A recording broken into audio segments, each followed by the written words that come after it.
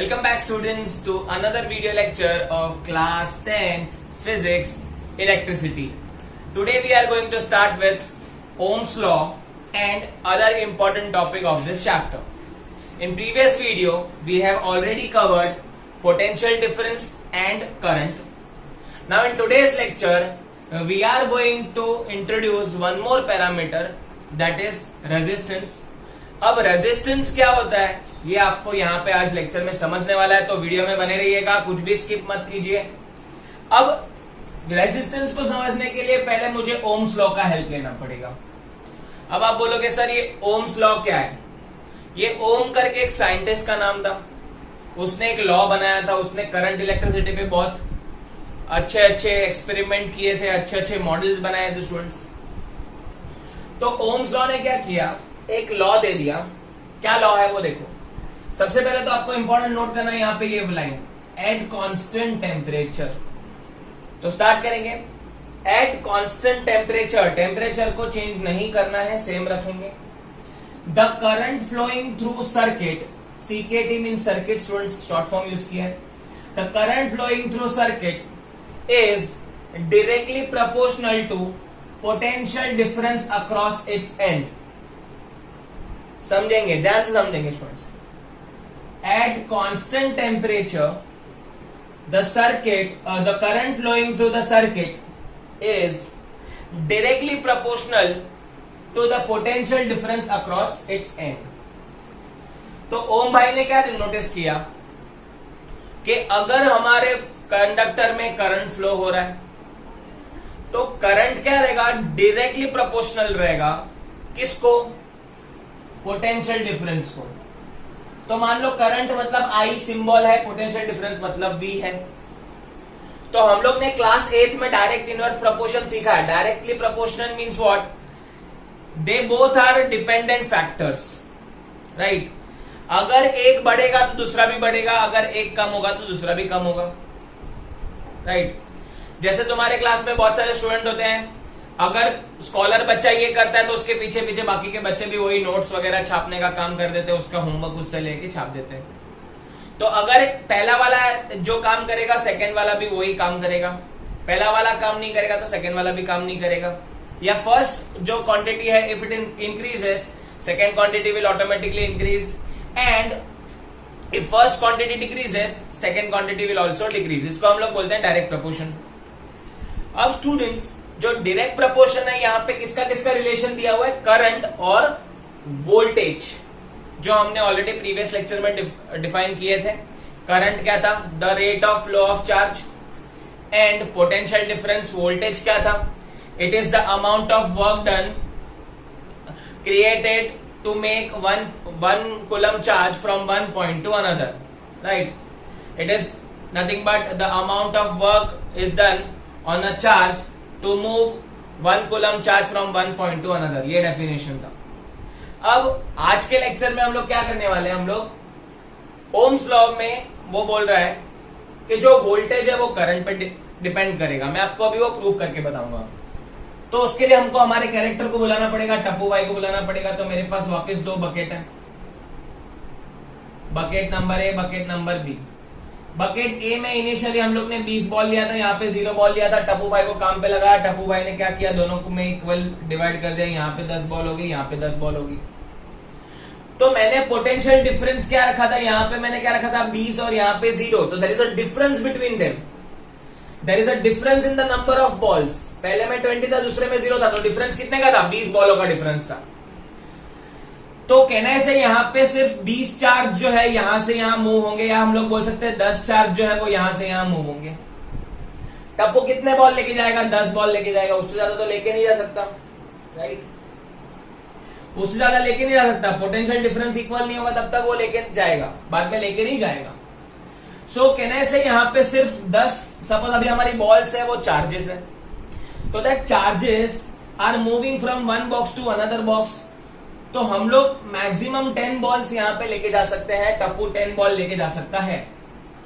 तो ऑब्वियस है यहाँ पे सिर्फ 10 चार्जेस ट्रांसफर होंगे फ्रॉम ए टू बी। कितने चार्जेस ट्रांसफर होंगे, 10, क्योंकि हमारे बॉल को हमने कंसिडर किया चार्जेस। तो ड्यू टू पोटेंशियल डिफरेंस क्या कर रहे हैं यहाँ पे, सिर्फ 10 चार्जेस मूव हो रहे हैं एक जगह से दूसरी जगह। अब जितने चार्जेस मूव होंगे उतना ही करंट जाएगा। 10 चार्जेस मूव हो रहे हैं तो 10 चार्जेस मूव हो रहे हैं तो करंट भी वैसे ही जाएगा, क्योंकि करंट क्या है? Flow of charges. अगर चार्जेस कम फ्लो होंगे तो करंट भी कम फ्लो होगा, राइट? सो यहां पे पोटेंशियल डिफरेंस लिमिटेड रखा था हम लोग ने। But suppose if I tell Tappu to equalize this boxes and if I give him 100 balls and I tell him to divide equally, then Tappu will take 50 balls from box A and it will put 50 balls in bag B, right? तो अभी यहां पे कितने ball transfer हुए? 50। पहले में कितने transfer हो रहे थे? 20। पहले में पोटेंशियल डिफरेंस कितना था? दोनों के पॉइंट के बीच में डिफरेंस कितना था? ए और बी के बीच में। यहाँ पे 20 बॉल, यहाँ पे 0 बॉल, तो दोनों के बीच में डिफरेंस 20 का था। अब यहां पे अगर मैंने 100 बॉल दिए तो यहां पे 100 बॉल थे, यहां पे 0 बॉल थे, तो डिफरेंस कितना आ गया? 100 का। तो पोटेंशियल डिफरेंस पहले वाले केस से बढ़ गया। अब पहले वाले केस से बढ़ गया तो यहां पे टप्पू क्या करेगा? चार्जेस लेके जाएगा। कितने चार्जेस लेके जाएगा? 50 चार्जेस लेके जाएगा, which is again greater than the previous case. Previous case में वो खाली 10 बॉल लेके जा रहा था, अब वो कितने बॉल्स लेके जा रहा है? 50 बॉल। तो 10 बड़ा है कि 50 बड़ा है? ऑब्वियसली 50 बड़ा है, तो चार्जेस ज्यादा होंगे। तो चार्जेस ज्यादा होंगे तो फ्लो ऑफ करंट भी क्या होगा? ज्यादा होगा। तो आप दोनों केस में नोटिस करो स्टूडेंट्स। पहले केस में आई हैव टेकन 20 बॉल्स, तो यहां पे सिर्फ वो 10 बॉल्स लेके जाएगा। तो the difference between two boxes is less. 0 और 20 में फर्क 20 का ही था। अब सपोज यहां पे मैं 100 बॉल लेके जा रहा हूं, यहां पे 0 बॉल्स हैं, तो 100 बॉल जो है इनके भी दोनों के बीच में, ए और बी बॉक्स के बीच में, नंबर के बीच में, बॉल्स के नंबर के बीच में जो डिफरेंस है वो कितना है? 100 है। इधर 100 बॉल है, इधर 0 बॉल है, तो 100 माइनस 0 100 का डिफरेंस है। तो पोटेंशियल डिफरेंस इधर 100 का है। तो Tappu will take 50 balls, 50 charges लेके जाएगा और यहां से यहां वो भेज देगा। तो 50 चार्जेस भेजेगा और 20 चार्जेस भेजेगा, तो करंट किसमें ज्यादा फ्लो होगा? ऑब्वियसली 50 चार्जेस ज्यादा जाएंगे तो ऑब्वियसली ज्यादा करंट फ्लो होगा। तो ओम्स लॉ वही बताना चाहते हैं कि अगर आपने डिफरेंस ज्यादा क्रिएट किया, ए और बी के बीच में अगर आपने डिफरेंस ज्यादा क्रिएट किया, पोटेंशियल डिफरेंस ज्यादा क्रिएट किया, अगर ये 100 के बदले अगर मैं 1000 ले लूंगा तो और बढ़ जाएगा। सपोज मैं 1000 ले लेता हूं तो क्या हो जाएगा? अब टप्पू कितने बॉल लेके जाएगा? 500 बॉल। तो डिफरेंस इज ह्यूज। तो वोल्टेज डिफरेंस इंक्रीज होगा तो 500 चार्जेस मूव होंगे। तो 500 चार्जेस मूव है मतलब क्या? करंट ज्यादा फ्लो होगा। तो ओम्स भाई जो बोल रहे हैं बराबर बोल रहे हैं कि अगर आपका पोटेंशियल डिफरेंस बढ़ेगा, अगर ए और बी के बीच में गैप बढ़ेगा, नंबर ऑफ बॉल्स के बीच में गैप बढ़ेगा, तो ऑब्वियसली करंट क्या होगा? ज्यादा ट्रांसफर होगा। सो आई होप आपको ओम्स लॉ समझा है। एट अ कांस्टेंट टेम्परेचर, ये आपको लाइन लिखना पड़ेगा, एट अ कांस्टेंट टेम्परेचर, ये सिर्फ और सिर्फ कांस्टेंट टेम्परेचर की बात हो रही है। एक्सटर्नल टेम्परेचर दिया तो ये ओम्स लॉ नहीं आता है, फेल हो जाता है। So at a constant temperature, the current flowing through circuit is directly proportional to what? It is directly proportional to voltage or potential difference across its end. तो इसको मैं मैथमेटिकली लिख रहा हूं V proportional to I। ये proportionality sign है students, जो 8th class में हम लोग यूज करते थे, प्रोपोर्शनलिटी साइन। ठीक है, इसका मतलब ये जो मैथमेटिकल एक्सप्रेशन है वो बोलना चाहता है कि अगर वोल्टेज बढ़ेगा तो करंट भी बढ़ेगा, अगर वोल्टेज कम होगा तो करंट भी कम होगा। अब ये जो प्रोपोर्शनलिटी साइन है उसको हमको रिमूव करना पड़ता है। Why? Because we are not knowing that this voltage कितना इंक्रीज होगा तो करंट कितना इंक्रीज होगा, वो हमको नहीं पता है। शायद वोल्टेज 1 गुना इंक्रीज होगा तो करंट 2 गुना भी हो सकता है, शायद वोल्टेज 2 गुना होगा तो करंट 4 गुना भी हो सकता है। तो that number is not constant. We don't know that कि वोल्टेज कितना बढ़ेगा, करंट कितना बढ़ेगा, हमको पता नहीं है। सपोज वोल्टेज 5 से बढ़ा तो करंट शायद 10 भी हो सकता है। अगर वोल्टेज 10 हो गया, 10 वोल्ट, तो करंट 20 एम्पियर भी हो सकता है। तो डबल भी हो सकता है, ट्रिपल भी हो सकता है, कुछ भी हो सकता है, that we don't know. So therefore we have to introduce a constant over here, जिसको हम लोग बोलते हैं रेजिस्टेंस, जो कॉन्सेप्ट मैं आपको सिखाने वाला हूं। तो पहले हम लोग को पता चल रहा था कि यार वोल्टेज और करंट एक दूसरे के दोस्त है, उनकी दोस्ती एकदम अच्छी है, they are cooperative to each other. एक बढ़ रहा तो दूसरा बढ़ रहा है, एक घट रहा है तो दूसरा भी घट रहा है। अब ये दूसरा एक्सप्रेशन जो आया, अगर मुझे प्रोपोर्शनलिटी साइन निकालना है तो I have to introduce a constant thing, Why? Because I don't know by how much quantity voltage or current are increasing or decreasing. That's why I have to introduce a constant over here. तो ये proportionality का sign remove करने के लिए यहाँ पे equal to sign आ जाता है और यहाँ पे क्या आ जाता है, एक कांस्टेंट आ जाता है जिसका नाम R रेजिस्टेंस है. अब ये R रेजिस्टेंस है, उससे हम लोग को पता चलता है कि साला वोल्टेज तो है, पोटेंशियल डिफरेंस भी वायर में है, लेकिन और एक चीज है, वोल्टेज और करंट की लाइफ को खराब करने वाला. वोल्टेज एंड करंट दो अच्छे फ्रेंड्स है, तो उनकी लाइफ करने वाला खराब या और एक फैक्टर है जो डिपेंडेंट है, वो है रेजिस्टेंस. तो यहाँ पे एक नया फैक्टर आ गया रेजिस्टेंस स्टूडेंट, जिसके बारे में हम लोग डिटेल में सीखने वाले हैं. तो let us start with that. Resistance के बारे में मैं सिखाता हूँ आपको. वीडियो में अंत तक जुड़े रहिएगा, रेजिस्टेंस आपको क्लियर हो जाएगा, आपको कोई डाउट नहीं रहेगा एंड आप सारे एमसीक्यू, सारे क्वेश्चंस के आंसर दे पाएंगे अच्छे से. कॉन्सेप्ट को समझो स्टूडेंट्स, रट्टा मत मारो, सिंपल चीज है. अब रेजिस्टेंस का पहले तो मैं डिक्शनरी मीनिंग बताता हूं. रेजिस्ट करना मतलब टू स्टॉप, किसी को रोकना, रेजिस्ट करना, right. Even we are resisting ourselves nowadays to go out. हम लोग क्या करें, अपने आप को रोक रहे हैं बाहर जाने से. पता है बाहर जाके आएंगे तो खतरा है, कोरोना हो सकता है. So we are resisting ourselves. तो रेजिस्टेंस क्या करता है, वो क्या करता है, टू स्टॉप. अब आप बोलोगे सर रेजिस्टेंस किसको स्टॉप करता है. रेजिस्टेंस स्टॉप करता है करंट को, क्योंकि वो करंट का दुश्मन है. वोल्टेज और करंट की लाइफ अच्छी चल रही थी, बट यहाँ पे रेजिस्टेंस ने आके पूरा वाट लगा दिया. रेजिस्टेंस जो है अभी वो करंट को अफेक्ट करेगा. अब आप बोलोगे सर रेजिस्टेंस कैसे, कहां, कौन इंट्रोड्यूस करता है, कौन उसको स्टॉप करता है. तो देखो हम लोग एग्जांपल लेते हैं. सपोज यहाँ पे मेरे पास एक कंडक्टर है, उसके दो एंड है ए और बी. यहाँ पे मैंने उसके अक्रॉस पोटेंशियल डिफरेंस लगाया हुआ है ताकि करंट क्या हो सके, फ्लो हो सके. अगर पोटेंशियल डिफरेंस नहीं है, सेल नहीं है, बैटरी नहीं है, तो there will be no charge flowing in the conductor. मैंने कल ही बताया था, अगर आप सॉकेट में कनेक्ट नहीं करोगे आपका चार्जर, तो चार्ज होगा नहीं. तो if there is no potential difference, there is no current flowing through it, because there is no charges are flowing. So ये जो इलेक्ट्रॉन्स है, जैसे ही यहाँ पे पोटेंशियल डिफरेंस मिलेगा, यहाँ पे पॉजिटिव चार्ज बढ़ जाएंगे, इधर नेगेटिव चार्ज हो जाएंगे. पॉजिटिव चार्ज क्या करेंगे, ये इलेक्ट्रॉन्स को अट्रैक्ट करेंगे and electron will start moving. तो हम लोग को पता है इलेक्ट्रॉन जो है वो नेगेटिव से पॉजिटिव जाते हैं, बट हमारा करंट जो है वो कहां जाएगा, पॉजिटिव से नेगेटिव. तो करंट का डायरेक्शन ये है, इलेक्ट्रॉन का डायरेक्शन ये है, ये याद रख लेना. ये मैंने बताया था, बहुत बार बताया हुआ. अब जैसे ही यहाँ पे वोल्टेज आता है, पोटेंशियल डिफरेंस क्रिएट होता है. आपने अग्री किया सर, चलो पोटेंशियल डिफरेंस क्रिएट हो गया, एक बैग में 20 बॉल आ गए, दूसरे बैग में 0 हो गया, तो पोटेंशियल डिफरेंस क्रिएट हो गया. तो टप्पू भाई को काम पे लगना पड़ेगा, तो इलेक्ट्रॉन को भी काम पे लगना पड़ेगा. अब जब ये लोग काम पे लगेंगे, मैंने बताया था ये लोग भूखे नंगे बेचारे, इलेक्ट्रॉन क्या है, भूखे है बहुत. जब भी बैटरी नहीं था तभी इधर उधर रैंडमली मूव कर रहे थे खाने की तलाश में, लेकिन जैसे ही बैटरी आया तो उनको पता है कि इसके पास खाना है. So they will start moving from negative end to positive end. और ये लोग मूव करना चालू करेंगे. ऑब्वियसली इलेक्ट्रॉन्स बहुत सारे नंबर्स में प्रेजेंट होते हैं, क्योंकि आपको पता है हर एक चीज जो है वो छोटे छोटे पार्टिकल से बने हैं, मिलियंस ऑफ पार्टिकल्स. और मिलियंस ऑफ पार्टिकल में मिलियंस ऑफ एटम्स है, एटम्स में मिलियंस ऑफ इलेक्ट्रॉन्स है. तो बहुत सारे इलेक्ट्रॉन क्या करेंगे, खाने की तलाश में यहाँ पे भगदड़ मचा लेंगे.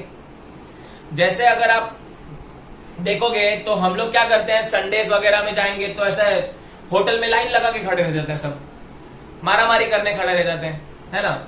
या तो सेल वगैरह रहता है, कुछ डिस्काउंट वगैरह डालते तो लंबी लाइन लगती है डीमार्ट के बाहर, राइट. तो वैसे ही ये जो इलेक्ट्रॉन है, they will collide with each other. क्या हो जाएगा, ये लोग खाने की तलाश में भागेंगे और एक दूसरे से क्या हो जाएंगे, टकरा जाएंगे, भगदड़ मच जाएगी उनके बीच में. And they also collide with other atom. खुद के इलेक्ट्रॉन से तो टकराएंगे आपस में, लेकिन बाजू में एटम रहेगा, उससे भी टकरा जाएंगे. एटम पता है ना स्टूडेंट्स, एटम का पार्ट इलेक्ट्रॉन से, तो इलेक्ट्रॉन क्या करेंगे, खुद के एटम से नहीं दूसरे एटम से टकरा जाएंगे. तो कोलिजन अकर होगा और यहां पे चार्जेस क्या होंगे, थोड़े से कम फ्लो होंगे. क्या होंगे, थोड़े से कम फ्लो होंगे. और ये चार्जेस कम होंगे तो करंट भी क्या हो जाएगा, कम हो जाएगा. करंट कम हो जाएगा मतलब करंट का फ्लो रुकेगा, तो स्टॉप हो जाएगा. वो ही तो है रेजिस्टेंस. तो रेजिस्टेंस कोई इंसान नहीं है. रेजिस्टेंस क्या है, इट इज अ प्रॉपर्टी. क्या रेजिस्टेंस हम लोग दे नहीं सकते, हम लोग एक प्रॉपर्टी है. एक सब्सटेंस की, एक मटेरियल की प्रॉपर्टी है in which it will resist the flow of current. तो जो रेजिस्टेंस रहेगा वो क्या करेगा, करंट को जाने नहीं देगा। क्यों नहीं जाने देगा? क्योंकि जो इलेक्ट्रॉन्स हैं, जो चार्जेस है, वो एक दूसरे से टकरा जाएंगे, वो लोग दोनों झगड़ा करेंगे एक दूसरे के साथ खाने के लिए, भागने के लिए, और ये कोलिजन की वजह से सारे के सारे चार्जेस यहाँ पहुंच पाएंगे नहीं और सारा का सारा करंट यहाँ पे नहीं फ्लो होगा। There is always a loss of current, और you can say there is always a resistance which resist the flow of current. तो रेजिस्टेंस जो है वो करंट का दुश्मन हो गया। तो यहाँ पे मैंने वही लिखा है, मैंने electron move from one point to another, they collide with one another electron and atom due to which flow of charge is reduce. तो फ्लो ऑफ चार्ज रिड्यूस हो जाता है और रेजिस्टेंस हम यहाँ पे इंट्रोड्यूस करते हैं। तो रेजिस्टेंस क्या है? वो कोई इंसान का नाम नहीं है, वो कोई पोटेंशियल डिफरेंस करंट जैसा नहीं है। वो मेटल के अंदर की प्रॉपर्टी है, वो एक कंडक्टर की प्रॉपर्टी है जो सारा का सारा करंट फ्लो होने देता नहीं है, सारे के सारे चार्जेस फ्लो होने देता नहीं है। सो रेजिस्टेंस का यही काम है।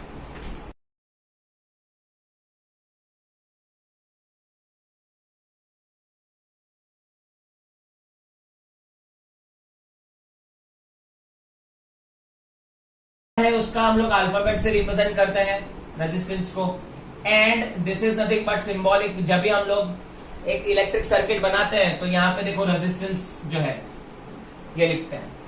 तो सिंपल अगर आपको लैंग्वेज में बताऊं कि अगर आप हाईवे पे जा रहे हो from A to B and वहां पे अगर आपको बहुत सारे स्पीड ब्रेकर मिले तो obviously you will reduce the speed, आपकी स्पीड कम हो जाएगी, यस और नो। तो वैसे ही चार्जेस के साथ भी होता है, when you move from one point to another there is a resistance which resist the flow of current. तो बहुत सारे स्पीड ब्रेकर है। तो मैं एकदम सिंपल लैंग्वेज में समझा रहा हूं कि रेजिस्टेंस जो है वो हाईवे के स्पीड ब्रेकर्स हैं। वो क्या करते हैं, हाईवे पे चार्जेस जाते हैं उसको रोकते हैं, उसको स्लो डाउन करते हैं, ड्यू टू विच करंट जो है वो कम फ्लो होता है। सो रेजिस्टेंस का हम लोग डेफिनेशन देख लेते हैं। The property of a conductor due to which it opposes the flow of current through it is called resistance। तो the property of conductor, ये किसका प्रॉपर्टी है? कंडक्टर का प्रॉपर्टी है, जो क्या करता है, जो रेजिस्ट करता है, अपोज करता है फ्लो ऑफ करंट को through it is called resistance. अपने उधर से जाने देता नहीं है, पास होने देता नहीं है, या उसको रोक लेता है, उसकी स्पीड कम कर लेता है, ऐसा भी बोल सकते हैं। सो रेजिस्टेंस के बारे में हम लोग देखेंगे तो ओम्स लॉ में हम लोग ने देखा है V is equal to I R. Ohm's law याद रख लेना students, V is equal to I R. तो if I want to define resistance तो R को मैं यही रखूंगा, I को यहाँ पे लेके जाऊंगा तो मल्टीप्लीकेशन से यहाँ पे डिवीजन आ जाएगा, तो R का वैल्यू हो जाएगा V upon I. So R जो है रेजिस्टेंस वो हो गया V upon I, V upon I हो गया ये students according to the formula. So इससे मैं दो चीजें कंक्लूड कर सकता हूं कि R जो है वो डायरेक्टली प्रोपोर्शनल टू V है। R बढ़ेगा तो V बढ़ेगा, राइट, एंड R कम होगा तो V कम होगा। तो पहला कंक्लूजन ये कर सकता हूं एंड मैं मैथमेटिकली भी आपको प्रूव कर रहा हूं कि जो R है it is inversely proportional to I। अगर हम किसी को 1 अपॉन लिखते हैं, 1 अपॉन कुछ क्वांटिटी लिखते हैं तो उसको हम लोग बोलते हैं 1 अपॉन क्वांटिटी लिखेंगे मतलब इनवर्सली प्रोपोर्शनल। इनवर्स प्रोपोर्शनल मतलब अलग अलग जाना। इनवर्स प्रोपोर्शन का एग्जांपल तो suppose inverse proportion is like husband and wife. So husband को जाना है खाना खाने, वाइफ को जाना है शॉपिंग करने, तो they are moving in opposite direction. तो रेजिस्टेंस अगर बढ़ेगा तो करंट फ्लो कम होगा। जो हमने सीखा है कि अगर कोलाइड पार्टिकल ज्यादा करेंगे, पार्टिकल एटम्स जो है वो एक दूसरे के साथ कोलाइड करेंगे, इलेक्ट्रॉन्स एक दूसरे के साथ कोलाइड करेंगे, तो रेजिस्टेंस बढ़ेगा तो करंट का फ्लो कम हो जाएगा। बट अगर आपका रेजिस्टेंस कम है तो करंट बढ़ेगा। सिंपल एग्जांपल है स्टूडेंट्स, एक हाईवे है ए और बी, उसके बीच में बहुत सारे स्पीड ब्रेकर्स हैं, तो obviously there is a disturbance of a travelling. आप जितने स्पीड से कार चला रहे हो आपको थोड़ा स्पीड कम करना पड़ेगा। सो ये रेजिस्टेंस ज्यादा है। बट अगर ए और बी के बीच, हाईवे के बीच सिर्फ एक ही स्पीड ब्रेकर है तो it will not affect that much. तो ये वाला जो केस है इसमें रेजिस्टेंस बहुत ज्यादा है, हाइट स्पीड ब्रेकर ज्यादा है, तो आपका करंट फ्लो कम होगा, आपकी स्पीड कम होगी कार की। और ये वाला जो केस है इसमें हाईवे में एक ही स्पीड ब्रेकर है तो आप हाईवे के जैसा जा सकते हो, एकदम स्लो स्मूथली जा सकते हो। और इसमें आपका करंट क्या बढ़ेगा, स्पीड आपका बढ़ेगा, करंट बढ़ेगा। तो ये मैंने खाली हाईवे का एग्जांपल दिया हुआ है आपको याद रखने के लिए। तो you can remember like this that resistance is nothing but it is a speed breaker which reduces the speed. तो रेजिस्टेंस भी क्या करता है, which reduces the speed of charges due to which current also reduce. So students, ये हो गया तुम्हारा resistance के बारे में। रेजिस्टेंस जो है वो वोल्टेज का दोस्त है बट करंट का दुश्मन है, क्योंकि रेजिस्टेंस क्या करता है, वोल्टेज के साथ सेटिंग कर ली है, बट करंट उसका दोस्त है, दुश्मन है, खाली वोल्टेज उसका दोस्त है, राइट। तो ये बेचारे दो V और I अपने मजे में लाइफ में एकदम जी रहे थे और रेजिस्टेंस नाम का पनौती आ गया जिसने करंट की वाट लगा डाली। सो ऐसा यूनिट ऑफ रेजिस्टेंस इज ओम। ये साइन है, ये सिंबल है ओम का, ओम। ये ओम्स लॉ था ना हम लोग का, तो ये जो डिस्कवरी था रेजिस्टेंस का वो ओम ने किया था, इसके लिए इसका जो यूनिट है उसका नाम ओम डाल दिया। जैसे करंट का डिस्कवरी किया था एम्पियर ने, जैसे वोल्टेज का डिस्कवरी किया था, वोल्टेज भी एक नाम ही है स्टूडेंट्स, वोल्ट एक नाम है, एंड रेजिस्टेंस का डिस्कवरी ओम ने किया था और उसका सिंबल ये है। याद रखना स्टूडेंट्स, ये स्पीड ब्रेकर जैसा ही लग रहा है, देखो, है ना।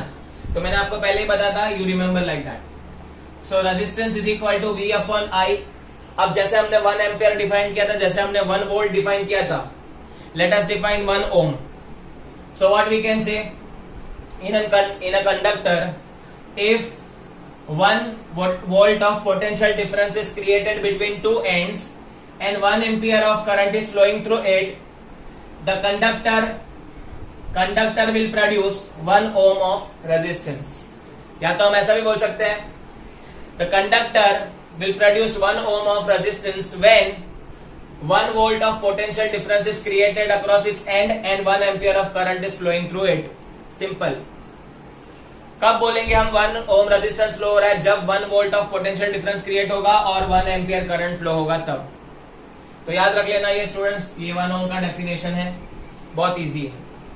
अब इससे हम लोग रेजिस्टेंस से थोड़े बहुत कंक्लूजन क्लियर करते हैं। तो जो कंडक्टर है, कंडक्टर स्टूडेंट्स, कंडक्टर रहता है, उसमें हम लोग ने देखा था कंडक्टर के पास फ्री इलेक्ट्रॉन है, इजीली पास होता है, लेकिन उसमें और एक रीजन है, जो कंडक्टर है उसके पास एकदम लो रेजिस्टेंस है।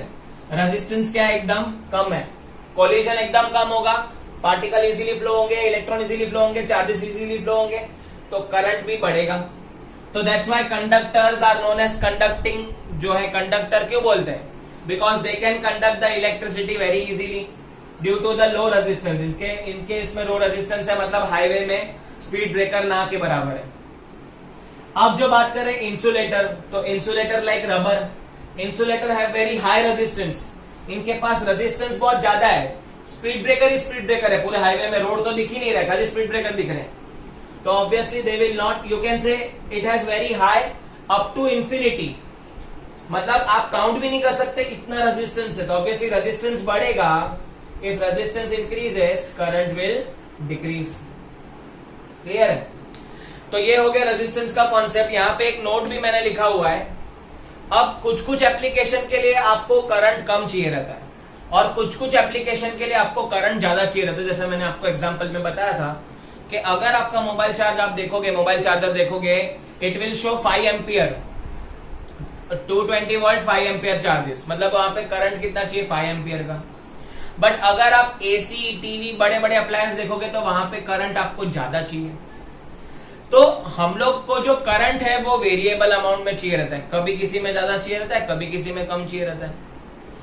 तो अभी आप तो भगवान हो नहीं ना, राइट, कि हाथ लगाया इधर करंट कम, टीवी पे हाथ लगाया करंट ज्यादा मिलने लगा, ऐसा होता है क्या?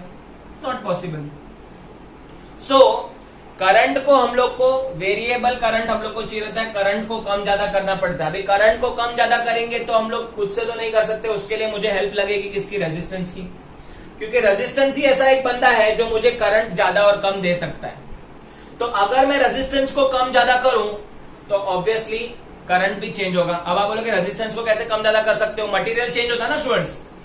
जैसे कि एक कंडक्टर है जिसमें लो रेजिस्टेंस है, राइट, तो अगर मुझे ऐसा कोई मटेरियल मिल जाए जहां पे हम लोग को रेजिस्टेंस को थोड़ा बहुत चेंज कर सकते हैं तो करंट चेंज हो सकता है।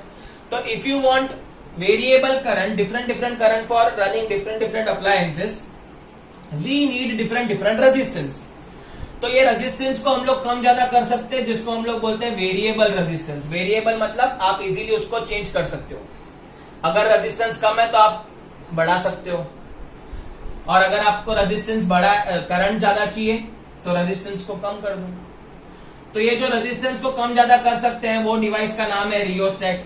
याद रखना स्टूडेंट्स, रियोस्टेट, जिसका सिंबल इसके जैसा ही है, खाली यहाँ पे एरो दिया हुआ है। This arrow stands for variability, जिससे क्या होगा आपका रेजिस्टेंस जो है वो वेरी होता रहेगा। ये सिंबल वैसे डिनोट करता है। तो रेजिस्टेंस का सिंबल, रियोस्टेट का सिंबल, ये सब याद रख लेना, बिकॉज हम लोग को इलेक्ट्रिक सर्किट में काम आने वाला है। So variable resistance can be obtained. इसमें हम लोग डिटेलिंग में जाएंगे जब आगे हम लोग रेजिस्टेंस का कॉन्सेप्ट क्लियर करेंगे, तब आपको पता चलेगा कि कैसे हम रेजिस्टेंस कम ज्यादा कर सकते हैं। आप खाली याद रख लो, एक रियोस्टेट करके डिवाइस है जिससे हम रेजिस्टेंस कम ज्यादा कर सकते हैं। रेजिस्टेंस कम ज्यादा करने से करंट पे अफेक्ट होगा। तो अगर आपको करंट कम चाहिए तो कम, ज्यादा चाहिए तो ज्यादा मिलेगा। राइट स्टूडेंट्स, तो आई होप आपको ये लेक्चर पूरा का पूरा समझा है। Now next concept is of resistance. It is related to resistance. Resistance कैसे वेरी होता है, कौन से फैक्टर उसको अफेक्ट करते हैं, वो सब सीखना है, और उनके डेरिवेशन भी हमको सीखने हैं। But before starting with that, I have to introduce some of the electric symbols and how the circuit is made from the electric symbols. तो इलेक्ट्रिक सिंबल से कैसे हम लोग सर्किट को रिप्रेजेंट करते हैं वो इंपॉर्टेंट है स्टूडेंट्स। अगर आप ये सीखोगे तो ही आपको खुद का एक सर्किट बनाना आएगा, या तो हम जो क्वेश्चन है न्यूमेरिकल वगैरह में ड्रॉ करने हम सीखेंगे, या आइडेंटिफाई करने सीखेंगे। अब पहले तो मैं इलेक्ट्रिक सिंबल्स बता देता हूं। There are few of them. पहले तो बात करूंगा सेल। सेल को ऐसे रिप्रेजेंट करते हैं student, if it is single cell then ये ऐसा रिप्रेजेंट होता है पॉजिटिव। यहाँ पे मोर पॉजिटिव है, यहाँ पे नेगेटिव है, याद रखना स्टूडेंट्स। नेक्स्ट आता है बैटरी। अभी आप बोलोगे सर सेल और बैटरी में क्या फर्क है? देखो कुछ फर्क नहीं है, दोनों एक ही काम करता है, पोटेंशियल डिफरेंस क्रिएट करने का। दोनों कल्प्रिट है, पोटेंशियल डिफरेंस क्रिएट करेंगे। मैं ही हूं, बैटरी में ही था ना। मैं क्या कर रहा था, वापस 20 बॉल लेके डाल रहा था, वापस उसने 10-10 डिवाइड कर दिया, मैंने वापस 20 बॉल लेके डाल दिए। तो कल्प्रिट जो है वो सेल है पहला। सेल और बैटरी में क्या डिफरेंस है? If you want more potential difference, if you don't want 20 balls to carry, अगर आपको 20 बॉल्स डिवाइड नहीं करना है, तो मैंने जैसे प्रीवियस एग्जांपल में 500 बॉल लिए थे, 1000 बॉल लिए थे, 100 बॉल लिए थे to create a potential difference. तो अगर मुझे huge amount of potential difference चाहिए तो मैं क्या करूंगा, बहुत सारे सेल को सीरीज में लगा दूंगा। अभी आप बोलोगे सीरीज मतलब इन अ स्ट्रेट लाइन, साथ में, right. In a you can से अगर आप परेड में खड़े हो तो लेफ्ट और राइट जो है, अगर आप परेड में खड़े हो सेंटर में, and there are some horizontal lines and there are some vertical lines, or you can say rows and columns. तो जो आपके लेफ्ट और राइट वाले हैं वो आपके साथ सीरीज में खड़े हैं, और जो आपके आगे और पीछे वाले हैं वो आपके साथ पैरेलल में है। ये जो लैंग्वेज है वो फिजिक्स की लैंग्वेज है, मैं बहुत इजी तरीके से समझा रहा हूं। If you are standing on a parade, in a parade, then अगर आप सेंटर में खड़े हो तो there are some rows and there are some columns in it. So जो आपके आजू बाजू है लेफ्ट राइट वाले, वो है आपके साथ सीरीज में कनेक्टेड, और जो आपके अगले और पिछले हैं वो आपके साथ पैरेलल में कनेक्टेड है। ये फिजिक्स की लैंग्वेज है, याद रखना। आपको और अच्छे से क्लियर होगा जब हम आगे रेजिस्टेंस का कॉन्सेप्ट सीखेंगे, उसका डेरिवेशन सीखेंगे। सो ये बैटरी जो है उसको सीरीज में लगा देंगे, सबको लाइन में लगा देंगे। स्टूडेंट्स हमने भी यूज किया ना, रिमोट में एक ही सेल थोड़ी चलता है, 2 सेल लगाने पड़ते हैं। वो 2 सेल क्या करते हैं, ज्यादा पोटेंशियल डिफरेंस करते हैं, जिससे रिमोट चलता है, राइट। तो that is nothing but cells are connected in series to generate more potential difference. Resistance का तो क्या ही बोलूं, रेजिस्टेंस आपको पता है, स्पीड ब्रेकर। वेरिएबल रेजिस्टेंस भी मैं बता चुका हूं। अगर आपको स्पीड ब्रेकर कम ज्यादा करने हैं तो आपको यहाँ पे एरो डाल देना पड़ेगा। स्पीड ब्रेकर कम ज्यादा करेंगे, रेजिस्टेंस कम ज्यादा करेंगे तो करंट पे अफेक्ट होगा और करंट कम ज्यादा मिलेगा। अब एमीटर का तो आपको सिंबल यहाँ पे देखो, सर्कल है। एमीटर का सिंबल ये है जो करंट मेजर करता है ना स्टूडेंट्स, एमीटर का सिंबल। ये भी क्या करता है, ये भी सर्किट के साथ सीरीज में लगाया जाता है। अगर आपका एक सर्किट है, यहाँ पे मैंने ड्रॉ किया है सैंपल, उसके साथ वो सीरीज में होगा, लाइन में होगा, वो बताऊंगा मैं क्या है। सीरीज मतलब जैसे राइट लेफ्ट वाला बोला हुआ। अब वोल्ट मीटर का सिंबल ये है, V है, और plus minus sign to show the direction of current. वो हमेशा सर्किट के साथ पैरेलल में कनेक्ट होगा। या तो आप आगे लगा सकते हो या तो आप पीछे लगा सकते हो, सर्किट के लेफ्ट राइट में नहीं लगा सकते। तो वो मैं आपको सिखाऊंगा। खाली आप याद रखो, ammeter series voltmeter parallel, ASVP, ASVP, A जो है ammeter series, voltmeter, VP voltmeter parallel. अब यहां पे एक बताया मैंने डायग्राम, ये ब्रैकेट जैसा लगता होगा, ब्रैकेट नहीं है, वो स्विच है। अगर ये स्विच ओपन है, ओपन मतलब there is no current flowing through it, जब आप बंद कर दोगे स्विच तो उसको हम लोग ऐसे सिंबल से रिप्रेजेंट करते हैं। And if you close the switch, अगर आप बटन प्रेस कर देते हो तो आपका सिंबल ये हो जाता है। तो सिंबल में फर्क है। अगर इलेक्ट्रिसिटी फ्लो हो रहा है तो हमेशा क्लोज स्विच ही आपको ड्रॉ करना है, राइट। नेक्स्ट, यहाँ पे मैंने इलेक्ट्रिक बल्ब का भी बताया, जितने भी अप्लायंसेस अगर हम लोग कनेक्ट करते हैं, बल्ब कनेक्ट करते हैं, कुछ भी फैन कनेक्ट करते हैं, तो उनका अपना एक सिंबल होता है। तो वैसे ही हमारे 10th स्टैंडर्ड के लिए यहाँ पे आपको बल्ब जानना बहुत जरूरी है। अब मैंने यहाँ पे देखो इलेक्ट्रिक सर्किट सिंपल बताया हुआ है। यहाँ पे मेरे पास बैटरी है, बैटरी को कंट्रोल करने के लिए स्विच है। स्विच क्या है? क्लोज्ड है, मतलब करंट फ्लो होगा from what? Positive to negative. तो पॉजिटिव से करंट मेरा जा रहा है, एमीटर। अभी देखो एमीटर जो है वो सीरीज में कनेक्टेड है, लाइन में कनेक्टेड है। देखो ये बैटरी के लाइन में ही कनेक्टेड है, तो हमेशा एमीटर आपको सीरीज में ही लगाना है, राइट लेफ्ट में, या तो राइट या तो लेफ्ट में, राइट, वो आपकी चॉइस है। तो ये एमीटर कनेक्ट हो गया। एंड देन यहाँ पे आगे करंट जा रहा है, यहाँ पे मैंने रेजिस्टेंस लगाया जो करंट को फ्लो करे, जो करंट को रेजिस्ट करेगा, करंट को अपोज करेगा। और उसके नीचे ही मैंने वोल्ट मीटर लगाया हुआ है, क्योंकि वोल्ट मीटर हमेशा पैरेलल में होता है। तो parallel is nothing but top और बॉटम। तो वोल्ट मीटर को आपको या तो टॉप में लगाना है या तो बॉटम में लगाना है। क्यों लगाना है मैं आपको बताऊंगा, डोंट वरी। ऐसे ही कुछ भी नहीं चल रहा है ये सर, ऐसे ही फालतू बकवास नहीं करते हैं। आपको सब चीजों का जस्टिफिकेशन मिलेगा जब हम कंपैरिजन करेंगे, जब हम रेजिस्टेंस को अच्छे से देखेंगे, तब आपको सारे कॉन्सेप्ट क्लियर हो जाएंगे कि सीरीज में क्यों लगा है, पैरेलल में क्यों लगा है। तब तक खाली आप याद रखो ASVP, सिंपल। ये रेजिस्टेंस मैंने कनेक्ट कर दिया। यहाँ पे आप बल्ब भी कनेक्ट कर सकते हो, कोई भी प्रॉब्लम नहीं है, बिकॉज बल्ब भी क्या करेगा, बल्ब के अंदर भी एक खुद का रेजिस्टेंस होगा, because it is also a material, right, it is also a conductor. तो यहाँ पे मैंने सिंपलिसिटी के लिए सिर्फ रेजिस्टेंस बताया, यहाँ पे बल्ब भी बता सकता हूँ, कोई प्रॉब्लम नहीं है। यहाँ पे सर्किट बंद हो गया, ये क्लोज्ड पाथ होना चाहिए तो ही करंट जाएगा। इधर से भी ब्रेक हुआ तो नहीं चलेगा। और ये जो मैंने यहाँ पे लाइंस बताई है, ये सारी लाइंस जो है they are nothing but wires, they are conducting wires, right. तो स्टूडेंट्स, आई होप ये इलेक्ट्रिक सर्किट आपको क्लियर है। It is very very easy students. ये आप इलेक्ट्रिक सर्किट ऑब्जर्व करके पता लगा सकते हो, क्या मीटर है, क्या वोल्ट मीटर है, क्या रेजिस्टेंस है, क्या बल्ब है, क्या स्विच है, क्या बैटरी है, क्या सेल है, राइट। और आप ड्रॉ भी कर सकते हो खुद से सिंपल सर्किट को। सो ये आने के बाद अभी हम लोग क्या करेंगे, नेक्स्ट लेक्चर में we are going to start with the resistance thing. उसके रेजिस्टेंस के कौन से फैक्टर है, which is very important question of exam point of view. ये सिंबल्स तो आपको न्यूमेरिकल वगैरह में काम आ जाएंगे या एक्सप्लेनेशन में काम आ जाएंगे। तो रेजिस्टेंस के कौन से फैक्टर्स है वो हम लोग सीखने वाले हैं। रेजिस्टेंस का डेरिवेशन सीखने वाले हैं। Again it is very important, दोनों में से एक रेजिस्टेंस का डेरिवेशन एग्जाम में आता है, स्टूडेंट्स फाइनल एग्जाम में भी आता है। तो let us start that in next lecture. तब तक के लिए अगर आपको ये वीडियो सच में पसंद आया है तो स्टूडेंट्स इसको लाइक करो, इस पे कमेंट करो, इसको अपने दोस्तों के साथ शेयर कीजिएगा और चैनल को सब्सक्राइब करना ना भूलिए। Thank you so much guys for watching this.